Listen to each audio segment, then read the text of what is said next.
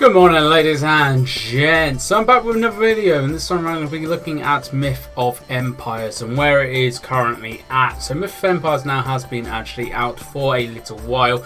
There has been a bit of controversy surrounding it on Steam as well. I'm not sure if it's actually available yet back on Steam, but there was a bit of controversy surrounding the game and everything a couple of months ago, which actually popularised and brought the game to light for a lot of people.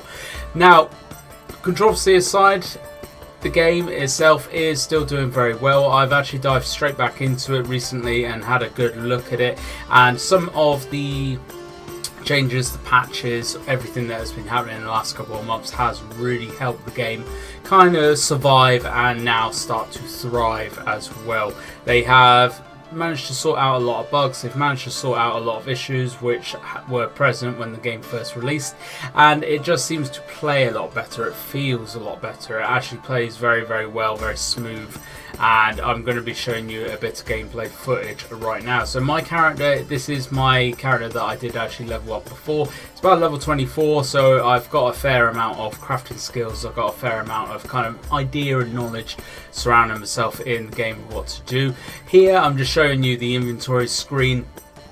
All the crafting and everything is very in-depth in this game. It is a very in-depth game in terms of crafting, in terms of building, because that is where the game really shines the brightest. So there is the opportunity to actually command an army. There is an opportunity to actually go out and gather and craft all of your weapons, your armor, plus a whole host of other items and stuff. But right at the start here, as I've literally just spawned in on my old character, but I've lost everything that I had, I've had to start again. Here you are going to be running around picking up grass, rubble, branches, and starting your crafting journey from there. From there, you develop on into actually building your house and everything like that as well. But I just really want to highlight just how smooth the game is feeling and playing, and graphically it really does look very, very good. For not a AAA title, it looks very, very nice. Now this was me a little bit later on. This is about another hour or 2 hours later on after I've actually gathered a load of stuff. I managed to get myself killed by a fox as well, which is always great. So which is why I have a death mark on here as well. So here I actually went back to an area where me and a few buddies of mine, we actually built up a bit of a base to begin with. So I felt like home here. I wanted to go back to this lake and build up that base again. But I really wanted to show you really the building kind of aspect of the game. Personally, I am not a big fan of crafting, of building and stuff in games, but with Myth of Empires it feels so well done, so nicely done, that actually it's a pleasure and not a chore to actually build in this game. Some games it is a real fiddle and it is a real nightmare sometimes to build even the most basic of things, but Myth of Empires, really, really well done in terms of the crafting, in terms of the building as well. After I've actually knocked down this tree, I will show you what I mean.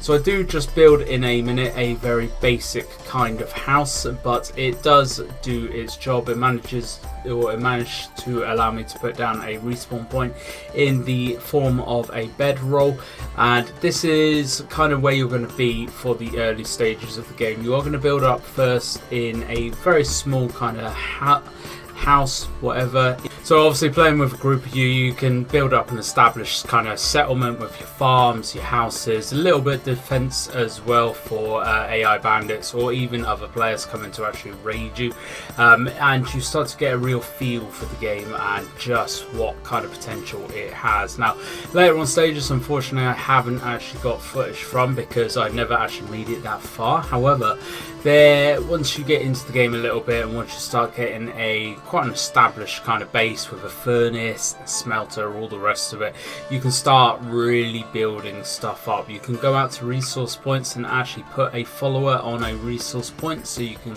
continually gather things like copper or iron, so you can then bring that back to your base and constantly start building newer, better versions of the buildings, the weapons, the armor, all the rest of it. Once you get to a certain point as well, you can go out and actually recruit even more followers. You can start to build up your army. You can go out and actually tame horses as well and start to build up your cavalry, and then you start looking at things like guild wars or fighting for towns and settlements and trying to take them over, take all the resources from them and everything like that. The game is designed around actually guild versus guild, player versus player. So if you are solo, I would recommend definitely going onto the Discord server, because they are very active on there. There's a lot of houses, there's a lot of guilds on there that are constantly recruiting, and obviously you can just jump in there, become part of one of the guilds which are constantly trying to find new members, and then you can really establish yourself as a swordsman, as a bowman, as a cavalry, whatever you want to do. The combat in the game feels very kind of Mountain Bladey. There are elements of things like Conqueror's Blade with the units and everything as well, but Myth of Empires has found its kind of own little market, little niche here, where it kind of differentiates itself from both of those games, mainly with the base building. The base building is one of those things that you can make your base as detailed, as in depth as you could possibly imagine, or you can keep it pretty simple, keep it pretty easy, and then just kind of go from there and see where your adventure takes you. So you can go around, you can explore the map, you can learn, you can find different places. There's loads and loads of crafting options and potential in the game as well. So if you are looking for a game where actually you can kind of come in, chill, run around, gather, do a bit of crafting, base building, all that, the game is for you.